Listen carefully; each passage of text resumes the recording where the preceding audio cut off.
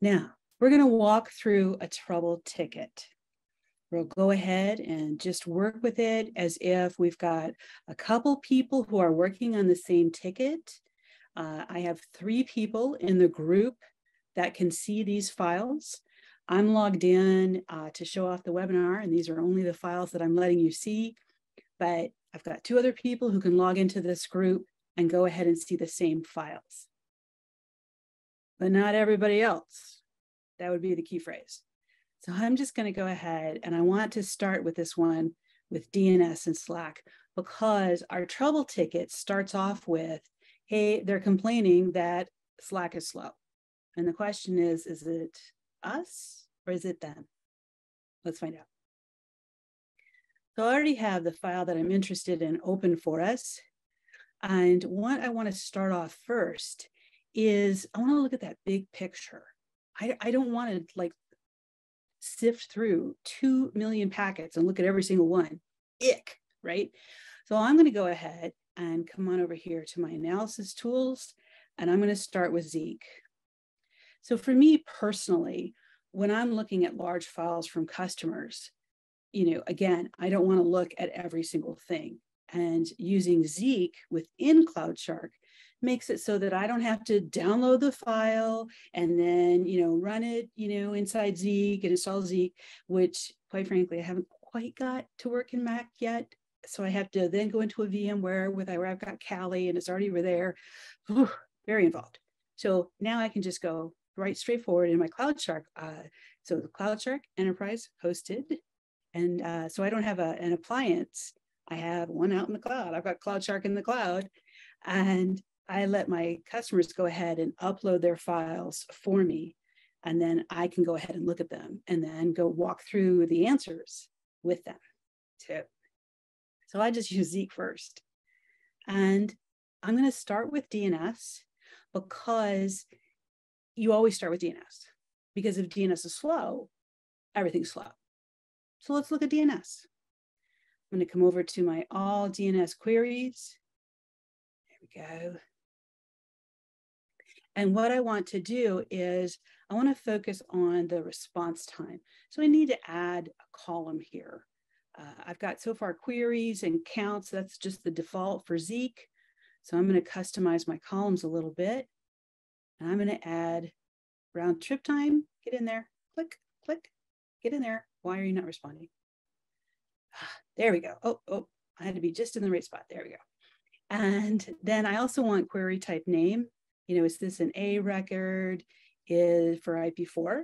Is it a quad A record for IP6? Is it some type of server record, SRV record? I like to see my record names. So tell it to close.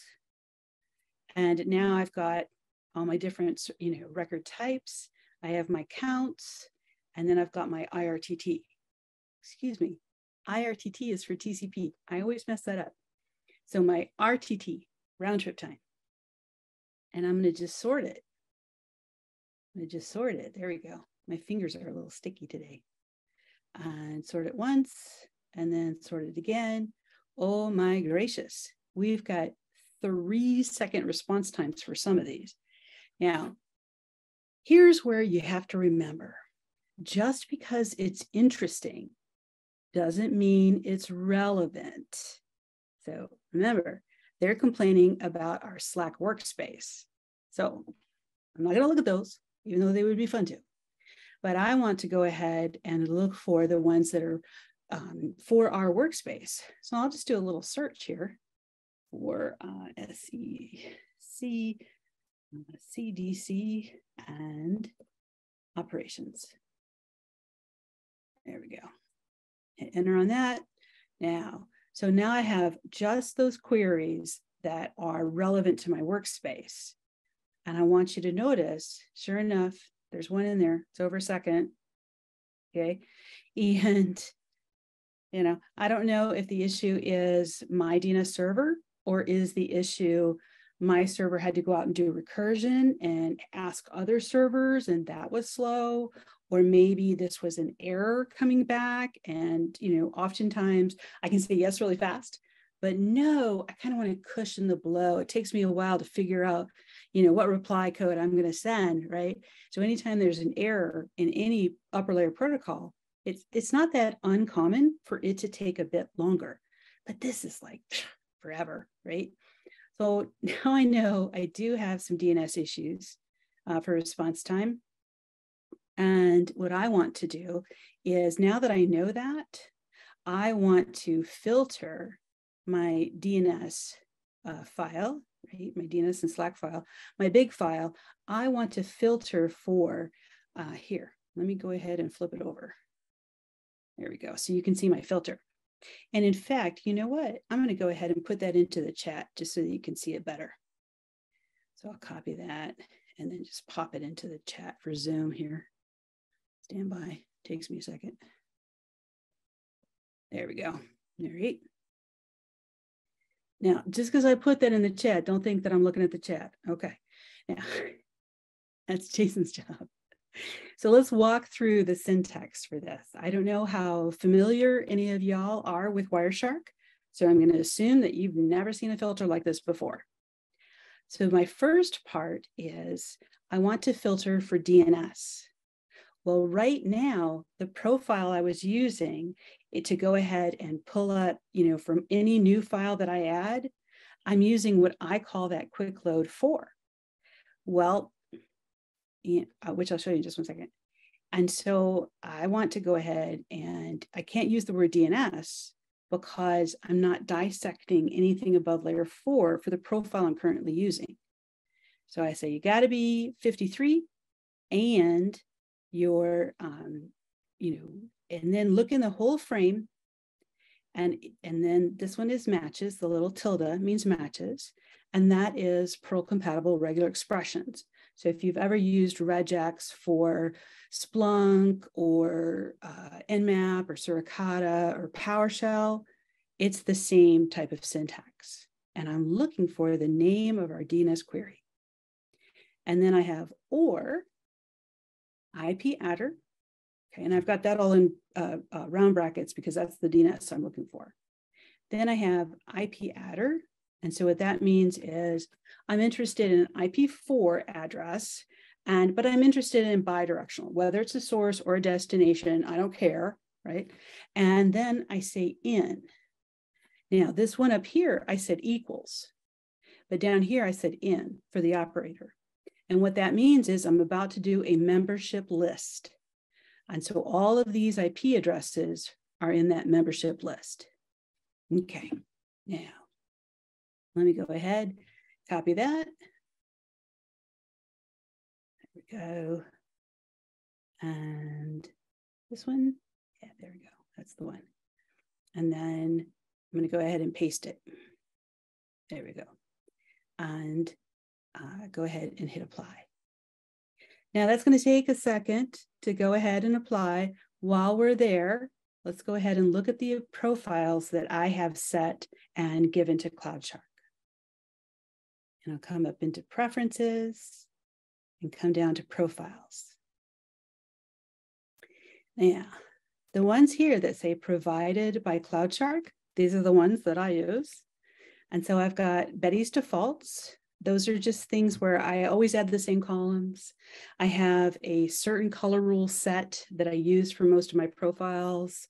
I have filters that I usually use. And what I normally do is take that profile, and all a profile is a set of, basically just text files, flat files. And that means I can use them here on my Mac. You can use them in Windows if you like. You can use them in Linux if you like. You can use them on your Mac. You don't have to worry about that part because they're all flat files and they're all interchangeable. So those profiles are just a collection of text files that make your CloudShark look the way it does, and more importantly, dissect the way that it does. And so I have the ones that, I like to use by default. The one that I have, see how the star is right there? So the one that I have, that star, that's the one that when I upload a new file back here in my file list, when I upload a new file, it's going to default profile to my quick load 4. And then in my quick load 4, That one, the goal is to just go as fast as I can. So I have almost all the dissectors off, so it loads faster. And what I've left in, here, let me go ahead and bring this up. There we go. Oops, there we go. So what I have left up is I've turned all the options for those protocols off. So it's not just, hey, we didn't have to load all those dissectors, but the ones that we did, we turned off all the options. So it'll load faster. And that's how I got that 2.4 gig file to just open. All right. And then I have one for Quick Load 7, and that's just like Quick Load 4, only it has layer 7 dissectors. So that's why I couldn't go ahead and just say in my filter DNS, because that would work in Quick Load 7, but it wouldn't work in Quick Load 4. All right. So what we'll do once we've got our filter gone, and it's already finished, I've got the tab open, then we can decide which one of these profiles we want to use. All right, so let me go to the one where, there we go. And that's the one where it's already applied. Okay. Oh, and now that I have the filter applied, right, I just want you to see that I've got the filter in here. And so the whole thing goes, you know, kind of down. It's almost like it had to do word wrap, but it's not doing word wrap, right? And now that I've got it all applied, I don't want to deal with that whole file. So I'm going to export that to a new session. So create new session, and I'm just going to call it, I always like to use the file stem as my export name. And then that way I'll have my main file, the big file, and then each thing that I filter out or export new session out for will be specific, and I'll put in that, you know, the type of filter I'm doing as an additional part of the file stem. So I'm still going to call it DNS Slack. Oops, and I need my keyboard in the right spot. There we go. I'm just going to go ahead and call it DNS and Slack. There we are. And then we filtered for, you know, just the IPs, IPs that matter. There we go. And I'll tell it to export. Now, you know, while that's extracting, you know, I already have one ready for you, so we don't have to look at the whole thing. And here's where I can kind of show you my coloring rule system. Okay, so for me, that was the wrong thing to do. So for me, normally for me, my coloring rule system is red means troubleshooting. It's a troubleshooting problem. It's a retransmission. It's a Windows 0 in TCP, any of the bad stuff in TCP, any of the bad stuff at layer 3, any of the bad stuff at layer 7. For me personally, those are red. And I use red with a white font because that contrast is easy for me personally to see. That's just the way I like it. All right. And then I use this butter color up here for the sins. In fact, once I scroll over here, so here's your normal, you know, packet number, right, type of layout and info that you're used to seeing. And then let me scroll over to my color rule name. There we go. And in the butter color, I use that for, you should notice it, but it's not necessarily a bad thing. All right. In fact, that's what that little N dash stands for. Notice this, or note to self, however you want to look at it. And then for the ones that, you know, don't necessarily have anything bad in them, no troubleshooting things and no notice things, well, then I just do it by layer. So if it's going to be TCP, that's layer 4, all my layer 4s are going to be blue. UDP, TCP, I don't care. It's going to be blue. And then for layer 7, so here's some layer 7 for TLS, all my layer 7 protocols are going to be purple. And so I give some thought to this. So they all start with either 4- or, you know, 7- or 3-. Of course, the network layer is green because green means go, right? And it's never the network's fault. Thank you for playing. So I have, you know, layer 3 protocols. Those are in green. And Wireshark will just use whatever is the highest layer. Okay. And so if I have a TLS header, then they'll be dissected as TLS. And that way, they're going to be purple if they don't have anything to notice or anything bad. And then let's see. So each layer I use a different color. And then I have notice and I have note to self. And then I also have W dash for weird. And the reason I use a W dash, because for in my security problems is, let's see, Zeke, are you still on there? Nope. Back to capture index. Ooh, darn it. And well, here, there you are. There's my Zeek logs. So back in my Zeek logs, they have one that's actually called weird. And those are all the rules that would have been triggered if we'd run this thing through Suricata. And they call it the weird log. And I loved that when I first saw that. And so I use a color rule with, bright orange. I mean, we're talking like, if you're a Tennessee Volunteers fan, it is that orange. All right. I'm not, a big football person, but I wanted the brightest orange I could find. And I use that for the weird stuff so that it jumps out at you. That is the goal. Okay. So here, let me go back over here. There we go. Okay. So those are kind of the thoughts behind my color rules. And the nice thing is sometimes I'll use that as a filter, just the coloring rule category, and filter for everything that's troubleshooting. Okay. And so now that we are down to just the IP addresses and the DNS that matters, right? Just the right IPs. Now we're down to 28 meg. That's a lot smaller than 2.4 gig, I think was the file to begin with. And now I'm down to 46,000 packets versus 2 million and some packets. And that's what I want to have. I don't want to have to look at 2 million packets. Nobody wants to look at 2 million packets. But now I've narrowed my scope to be just for the workspace I'm interested in, as opposed to all of Slack. Because for this file, here, let me come back to my file list. For this file, if I hit my info button, okay, so I hit my little I for info, in the comments, the file was taken with an Endace probe. Okay, so, I keep one in my purse, doesn't everybody?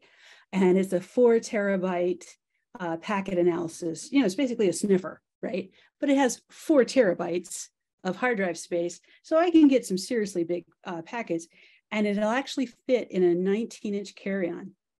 And so I actually bring it on site. I put my actual suitcase, I go ahead and check that, but I keep my probe with me, put that in the overhead. And that way, when I go to a customer site, I can actually implement it there, all right? Yeah. This file didn't come from a customer site, right? Because that's, we don't share that type of thing. It actually came from the Southeastern Conference, right? That's the SEC. And then the cybersecurity defense competition. So it's basically a bunch of college kids in teams from different colleges, right? And they're playing blue team. And then a bunch of us grown-ups, we get to play red team and try to attack their networks. And then their job is to protect their network. It's very fun. It goes over 2 days. It's a blast. And that's where these PCAPs came from, because I wanted you to know that I'm not sharing anything that isn't, that's my customer data, of course. But more importantly, everybody knew that their packets were subject to being captured. So everybody knew that no privacy was expected during the entire 2 days. Okay. And so all I did was just pull it. I mined the data off that probe based on time, and then DNS plus the Slack data. Okay. But that was all Slack to any workspace. We wanted to focus on just our workspace. So that's this one. There we go. Excellent. Okay. So now that we've got it down to a manageable amount of data, and I'm in my TCP profile as opposed to, one of my quick load profiles, because if you try to go ahead and use your TCP profile on that original 2.4 gig data set, you might as well, like go for coffee, maybe stop and, talk to some friends or something at your work, maybe go to lunch, come on back, because of all the things that it's doing in the background that you might not realize that Wireshark does by default. And if I go ahead and use just the regular system default profile, okay? So that's why I use my profiles.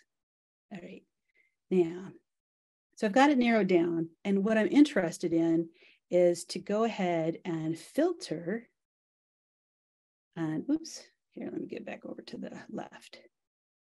I want to go ahead and filter, and my filter part just disappeared. That's okay, all right. I already have, I'm glad that I had one ready to go, right? And then this is the one I just did, and it's all loaded up and good. So I'm going to change my profile back to TCP. There we go. And we'll just apply filters from here. There we go. There's my filter bar. Okay, nice. All right. So now it's a smaller set. You saw how quick that profile applied. Now, in my profiles, there are filters. Now, for me personally, I love a good filter. Nobody wants to look at all the data, right? So I have them by layers, of course, of the OSI model, just like I do my color rules. And then down at layer 4, I want to come on down to TCP. And I have a number of different filters for TCP just based on different things. We're going to check for packet loss in just a second. And then, if we've got any, zero windows issues, you always want to look for that one. But we're going to start just with the slow response, because remember, that was the complaint. So I'll do a slow. And I want you to notice this tooltip. Here we go. And when I created these filters, I did it in Wireshark. And so you have a chance to put in a syntax for your filter, and then you have a chance to put in comments. So the comments is what here's popping in the tooltip. So the goal, and I'm going to read it to you in very small font, the goal is to see which stream numbers to filter on. Focus on TCP response times greater than half a second. And so that's something that you could tweak depending on what you think is slow. And because actually half a second is really ridiculously slow. I maybe would want to go down to 300 milliseconds, but you do you. And only from the server ports, because if I have slow response, like big delta times from a client request, I don't care, because imagine for a moment, you're sitting there in front of Slack and, which is basically just, a fancy messaging app, right? It's like Teams chat or Zoom chat or whatever, but, it has extra stuff, right? So you're sitting there and you're looking through the feed, right? And you see questions that you need to answer. What do? You type them in, right? And then you hit enter, and that posts. That's an upload. Well, if it took you a couple seconds to read and a couple seconds to type, I don't care. That's not my focus. I want to see server response times. I want to see big times where it took the server to send an answer. So I've got it narrowed to just the source ports for server ports. Okay, all right. Now let's see. Hit the slow one. And while that loads up, I've got, oh, it's already done. I got to talk faster. Okay, I can't keep up with the CloudShark. All right, so I have tcp.time_delta. So that was my time in between packets in the same stream. There's your critical part. And it has to be greater than GT. I could do the symbols, but I'll just tell you a secret, all right?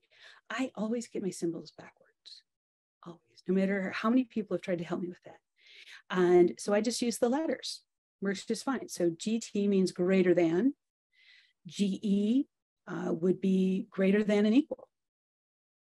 So almost for all my operators, I use just the English words. Number one, it's easier for me to type, and I think personally it's easier to read.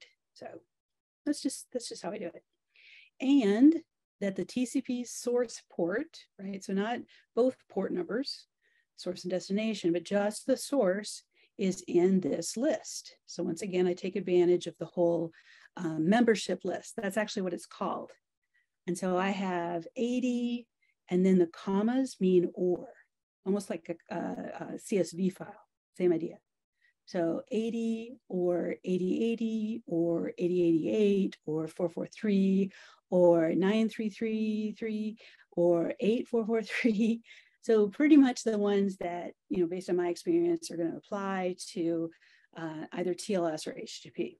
Okay, so we'll go ahead and, oh yes, we already applied that, and I had to catch up now. And so I can tell which packets are having that high response time. And then if I scroll over a little bit, let's see, there you are. There's my stream numbers. And so this way I can just make a list of which stream numbers, where'd you go? Stream number, there you are. Which stream numbers had the highest delta times. And then I can turn right around and narrow it even further to those streams. But let's look at the whole list of the TCP conversations first before we do that. And so I'm going to go under analysis tools again and come down to protocol conversations. There we go. Because I want to see how much data is in each of these as well. And it gives me a list of all of the IP conversations that are in this PCAP. I can go ahead and come on down to TCP, but then I'm going to get, for 2 IP addresses, I may have multiple TCP conversations. I don't really want that. I kind of want cumulative data here. So I'm going to leave it at IP, but you notice I can go all the way down. Okay. And then also too, I can get a list for my UDP, same thing. So I'll do IP first. Betty, what were you doing? I clicked on something I didn't want to click on. All right, there we go. So I'll do IP first. But I don't know if you caught me before I realized my mistake, but there were like 500 and something TCP conversations as opposed to the 346 IP conversations. So that tells me that some of those users had more than one conversation going with at least one of their servers. All right.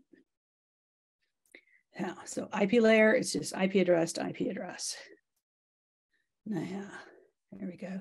And what I really want to do is I also want to, in addition to stream numbers, I want to see who my top talkers are and how much data they sent. And that way I can get an idea of, hey, does that kind of line up with which stream IDs have that high response time? So I'm just going to go ahead and sort it by total data. So I sort it once, ascending order, sort it again, oops, sort it again, there we go, descending order. Oh, actually, I think it was already in descending order. Nope, because here's 94. Okay, so I got to get really close into my screen here and try to do it in descending order. There we go. Ugh.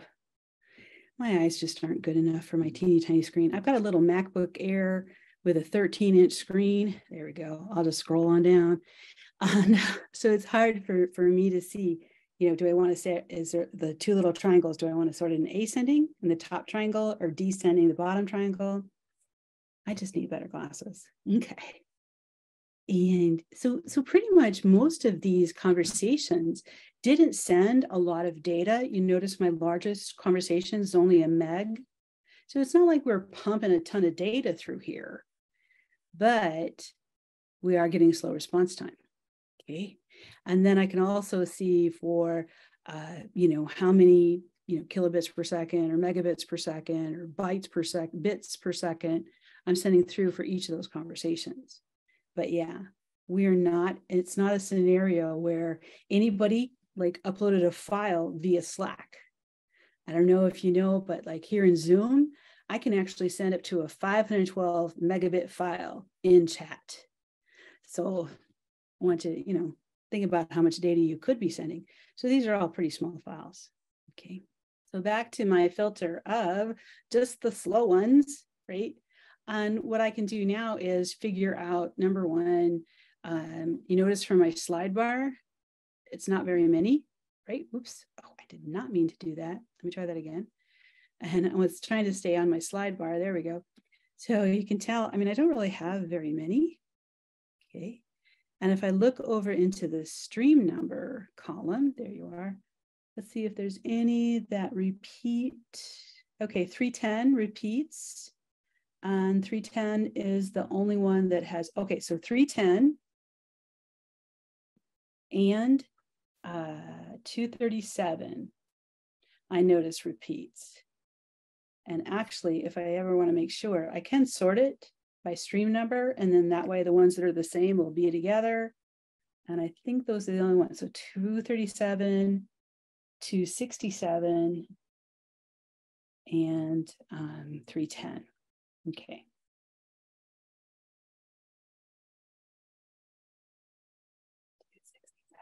All right. So this will be why I have all these ready for you, because now I'm going to do a new filter. Okay. And I'm not a very fast typer. So I'm going to use some of my filter that I have already. There we go. Keep my curly brackets. And let's change that to TCP.stream in, and we're just going to put down those stream IDs. So that was 237. Let's see, 237. Yep, there we go. Comma. And then 267, comma, and then 310. There.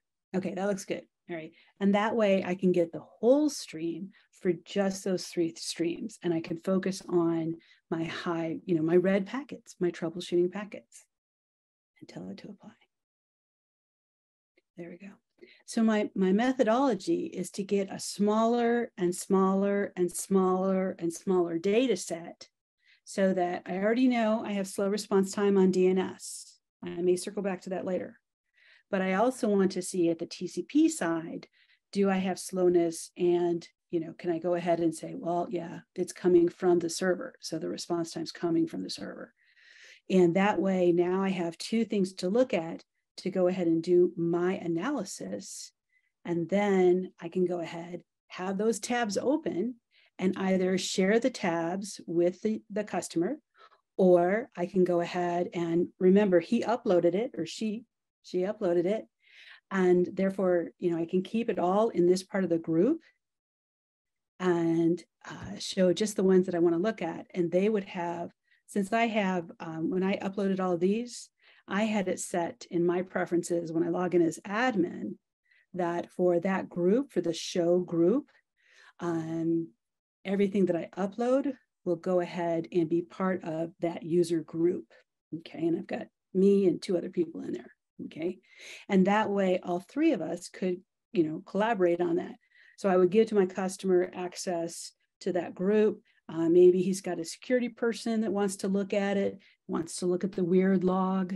And then I've got, another troubleshooting person that maybe is in charge of the firewall. And then I've got someone like me who's kind of looking at the whole thing. It all depends, but I can go ahead and tag things based on what I think is wrong in each file. And that gives them a little help to figure out which one it is. And, maybe I just want to look at the files that are for a specific trouble ticket. I have a tendency to name my files based on the trouble ticket. And then I realized, Betty, what are you thinking? For heaven's sake, stop renaming your file, use the original file name, and then just add a tag. Okay. And so now I've got a couple tags to work from. And that way, my customer doesn't have to open each individual file that I have filtered down, filtered down, filtered down. He doesn't have to see that process. He just wants to see the end, result, right? And so I would put a tag of, oops, didn't mean to right click on that. I would put a tag of, final result. Okay. And that's what I could show. All right. Okay. Oh, and then this is the coolest part. All right. So just to kind of show off while I'm here, I want to look at one of these server IP addresses just for the joy of it. Okay. So I've got 54.147.59.169. Now, when I first discovered you could do this, I almost had a heart attack. I was so excited. And what you can do is, highlight them all, right? I want to do deep search. And I want to see that IP address in any of these files. So I do my deep search and do my display filter. So IP adder equals, and then put in my IP address, 54.147.59.169. I got a little 10 keypad over here. 169, there we go. Oops, okay, I did that wrong. Missed my dot. See, I can't talk and type at the same time. It just doesn't work. And then I'll do my search. And then I'll know which of those files, of all those files, which one. So, all right, so 2 of them, okay, 3 of them. 3 of them have that IP address in it, but not the others. And so now I have, look at that. That's like 2 gig file, 1.9 meg, well, that's a little one. And then 1.6 gig, half a gig, another one that's 1.2 gig, another one that's almost a gig. And it was finished before I was even done explaining it to you. So that deep search, when you have a list of like 30, 40 files that you've gotten in different places and you've done different things with, and you're like, oh my gosh, I just need to know the ones that do X, then I could do that with a deep search and search multiple files at the same time. It's my favorite thing. So I'm going to stop there because it just doesn't get any better than that. So, Jace, do we have any questions? Yeah. Now, let me bring up just some of my little things to look into afterwards here. I know I have a few questions. I'm going to use that clip that you just said, by the way. That deep search. Oh my gosh, the deep search is the best. Oh, it's fabulous. Okay. Yeah, I just wanted to give a little bit of explanation as to what's going on behind the scenes here. So Betty's profiles are now available to anybody who's using CloudShark from release 3.12 on. Now, if you are using a system like Betty's where it's CloudShark Enterprise hosted, so we're hosting it for you, that's already upgraded. So you already have that stuff. And if you're using CloudShark Personal, it's already up there. And then if you have your own CloudShark system, then upgrading to 3.12 and you'll get all these profiles. You can learn more about CloudShark if you're not familiar with it on that link right there. And then also a direct link to Betty's classes on packet analysis in her training program. And she's very good, as you can see. So